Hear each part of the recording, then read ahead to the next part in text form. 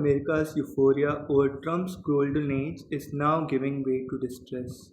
CEOs and investors are fretting over what they see as whipsaw policy changes and complacency about risk of recession.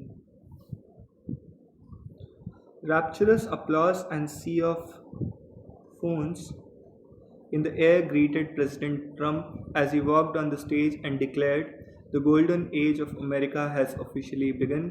He was barely a month into office when the Saudi backed investor conference in Miami captured the optimism. The Nasdaq is up nearly 10% in just a few months, Trump said, ticking through a list of economic indicators.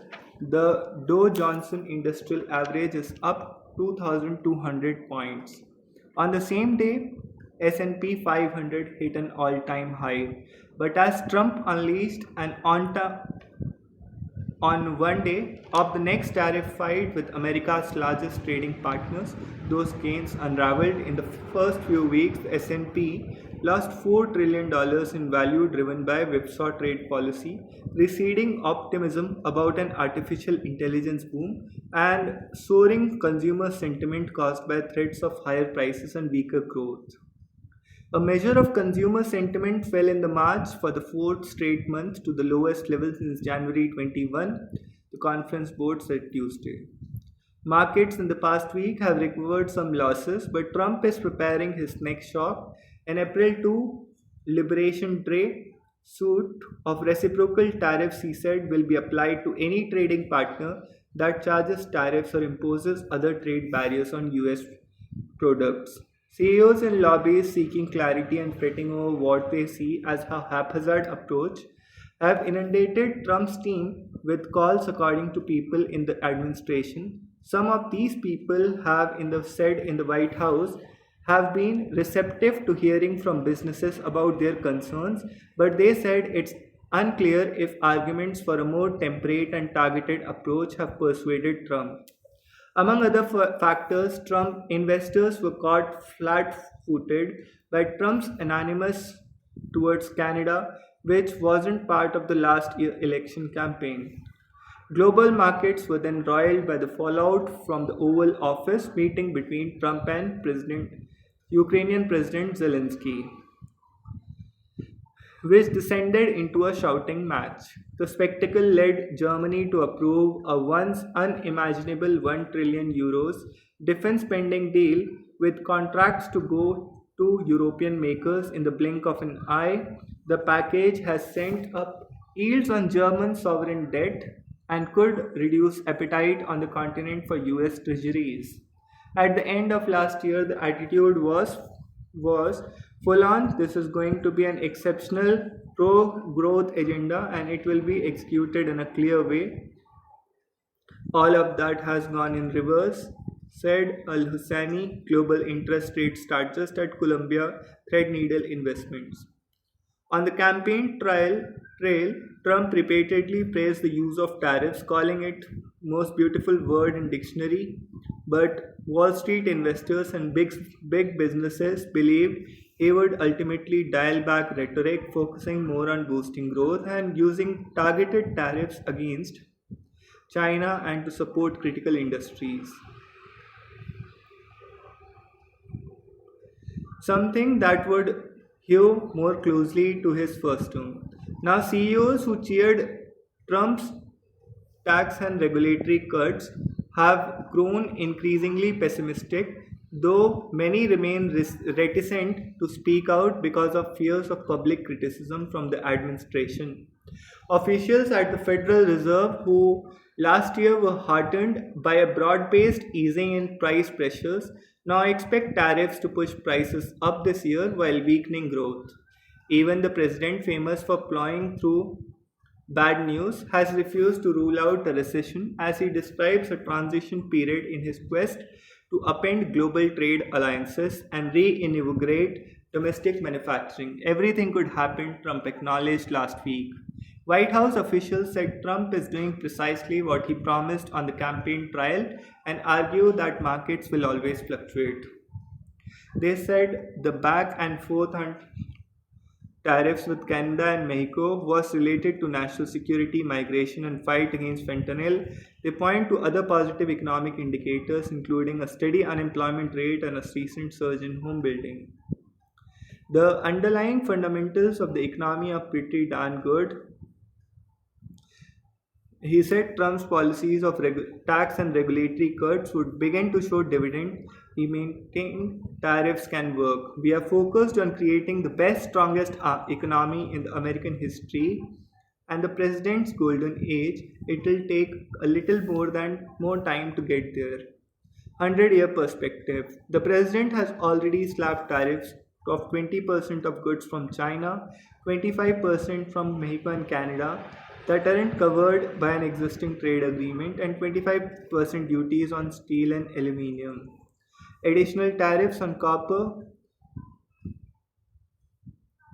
and lumber are planned. Trump inherited an economy with steady growth but vulnerabilities from a frozen housing sector, cooking labor market, and richly valued stock market, and after effects of several years of high prices. Investors began the year indifferent to those faults because they expected the new administration to focus on reviving up growth. The temporary resolution of tariffs threats against Canada, Mexico, and Colombia in the first days of the new administration reinforced a false sense of security that Trump would threaten tariffs only to extract concessions, says Mark Short, a longtime top advisor to former Vice President Mike Pence. Stock losses piled up in the days after Trump touted the market in Miami. Walmart warned that its coming profit would miss analyst expectations. The reality is, you have got a brew of sticky inflation, slowing growth, and austerity in the government. So, I am actually pretty negative for the first time in a while. Steve Cohen, chief executive at Point72 Asset Management, said.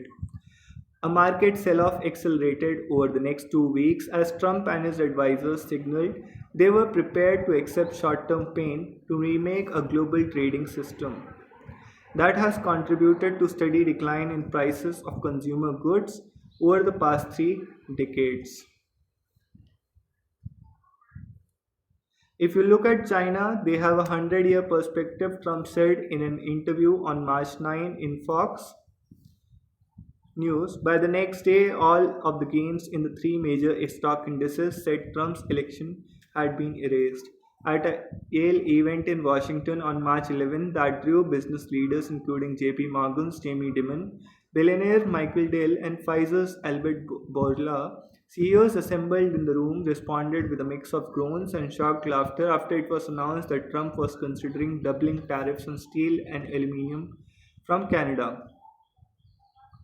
Lofty stock prices and steady income growth have been critical engines of the economic expansion in the past few years. A market rout could make the US economy wheeze if it leads high income consumers to pull back spending. So, looking for M&A boom, dealmakers and finance chieftains were among the most excited for Trump. Last October, before the election, I think there's absolute chill on MA activity as a result of current policy, and I think you'll see it freed up if there is change in regime.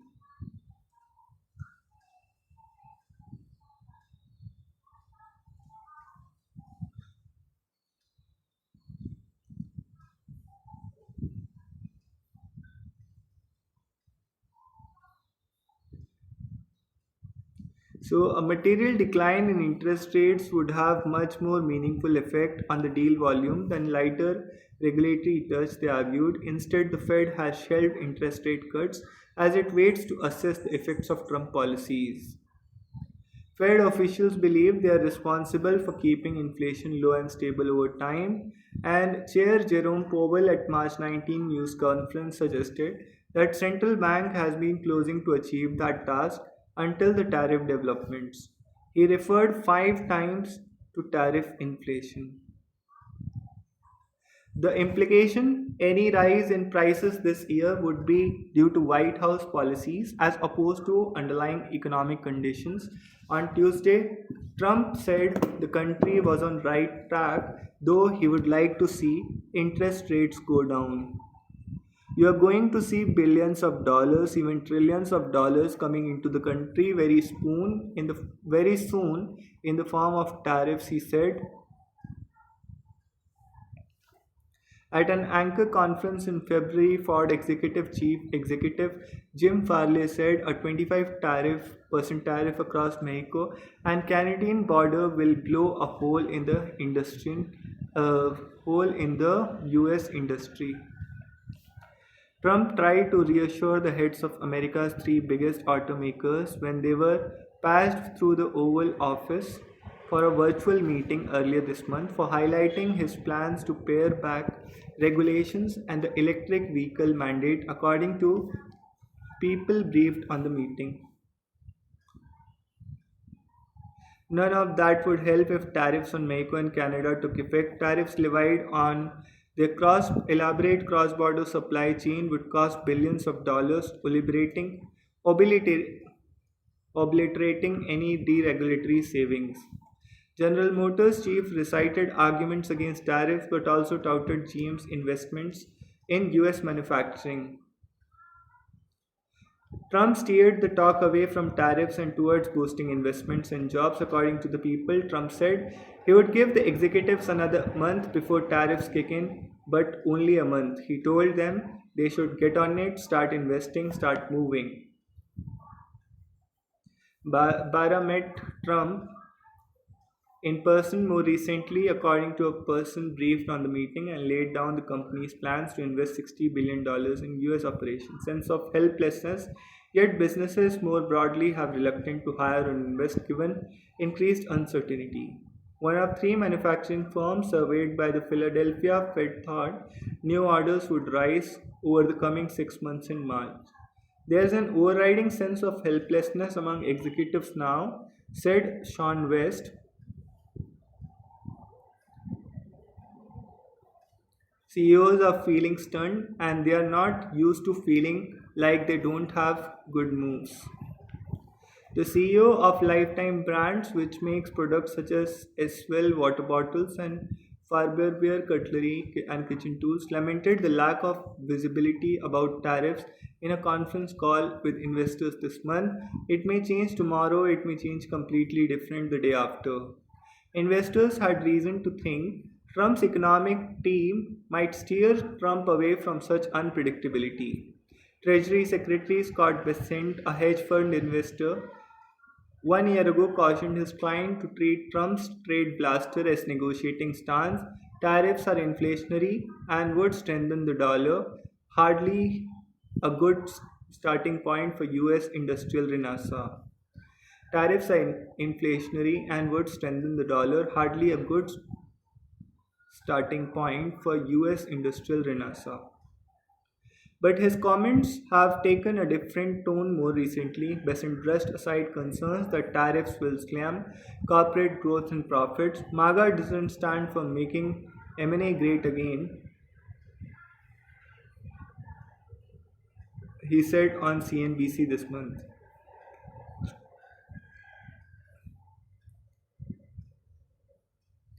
Trump advisors have sometimes made contradictory arguments, alternately saying tariffs aren't likely to raise prices and that inexpensive foreign imports of apparel, toys, and electronics have been overrated.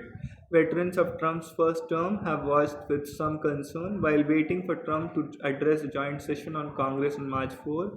Former Trump economic advisor Larry Kudlow told Fox News he would have preferred a different sequence for rolling out the economic agenda. I would have said, you get your tax cuts done first and then go for the tariffs.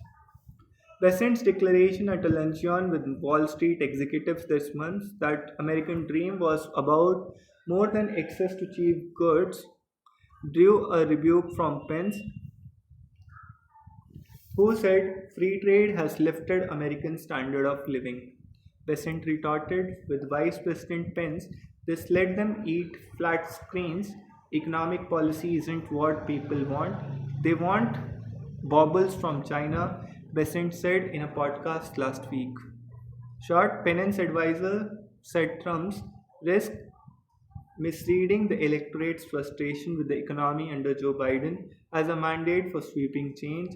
Besant might not worry about the price of everyday goods, but there are lots of Americans who do. The president is a true mercantilist and isn't going to believe forecast about how bad things can get,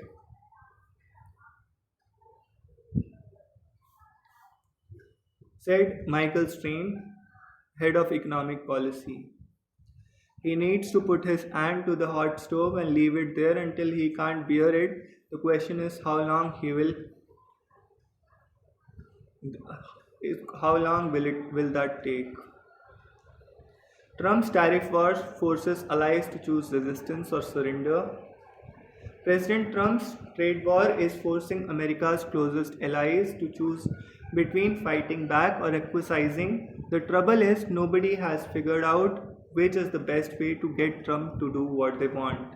The European Union and Canada have led the charge against Trump's tariffs, threatening their own duties on tens of billions of dollars of American goods after the US leveled blanket tariffs on steel and aluminium.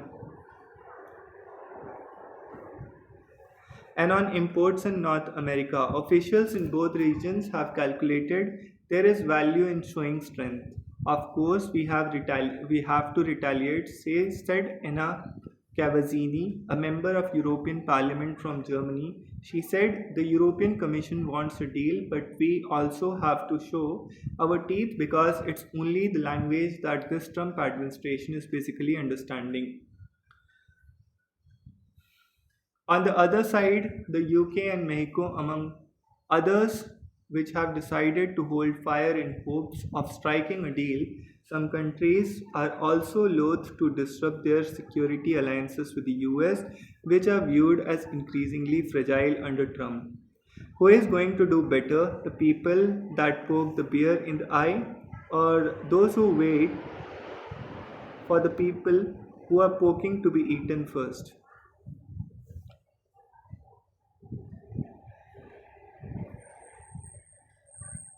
The European Union and Canada have led the charge against Trump's tariffs, threatening their own duties on tens of billions of dollars of American goods after the US leveled blanket tariffs on steel and aluminium. Of course, we have to retaliate, said Anna Kazzavini. We also have to show our teeth because it's the only language that Trump administration is basically understanding. On the other side, we are the UK and Mexico, who have decided to hold fires in hopes of striking a deal. Some countries are also loath to disrupt their security alliances with the US, which are viewed as increasingly fragile under Trump. The decision is going to be even more tricky on April 2 when Trump administration plans to move forward with a list of so-called reciprocal tariffs that aim to match the duties and non-tariff barriers that other countries impose on American products, an act that would rewire global trade. Trump has called it Liberation Day. So far, choosing between retaliation and compliance hasn't mattered at all for Canada and Mexico, which have used different tactics. Canada being more aggressive with retaliatory and Mexico taking a firm but cooperative approach. Both countries were still slapped with 25% tariff on many of their exports in March. Trump suggested the tariff policies were evolving, adding to the confusion. I may give a lot of countries breaks, he said Monday. We might be even nicer than that. The US has so far put 25% duties on many products from Canada and Mexico, citing concerns about border security and upending the three countries' free trade agreements. On March 12, Trump levied 25% tariffs on global imports of steel and aluminium, citing a need to protect domestic industries. China already faced steep tariffs in the US, and Trump raised them even higher over the past 2 months.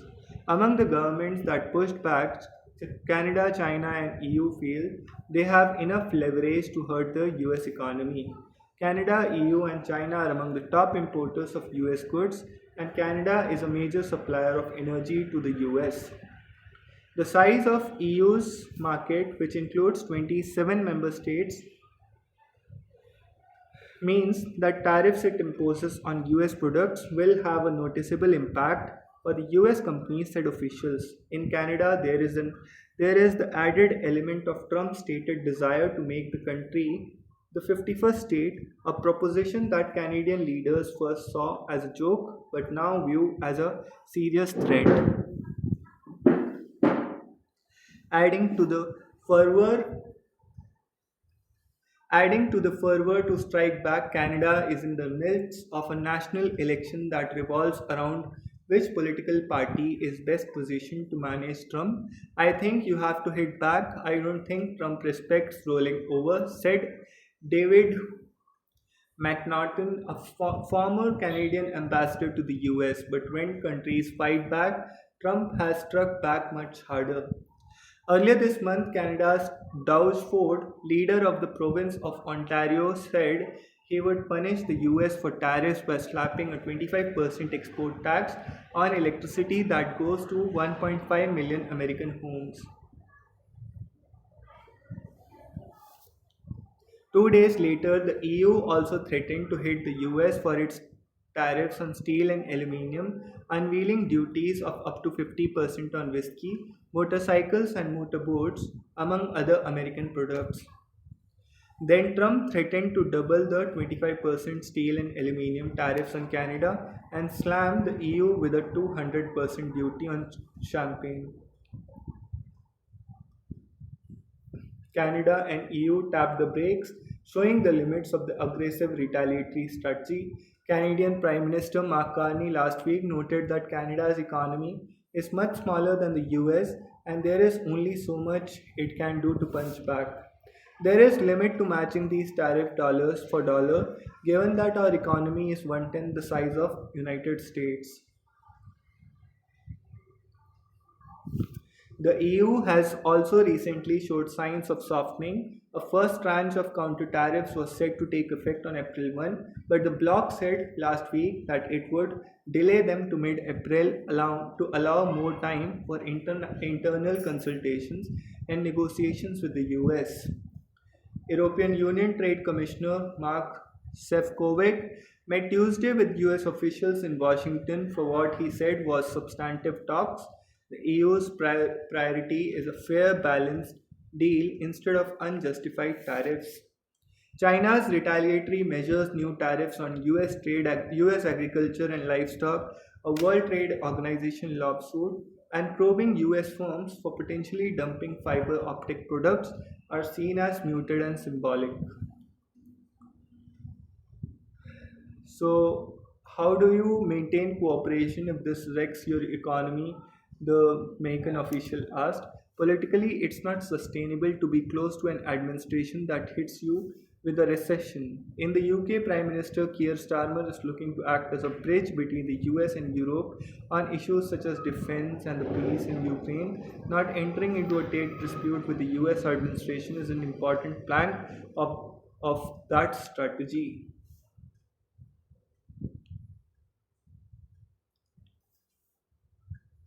Britain is also eager to sign a trade deal with the US and has been on charm offensive to woo Trump. During a White House visit last month, Starmer delivered to Trump a handwritten invitation from King Charles for a state visit. The Prime Minister and I have gotten off to an outstanding start, Trump later said.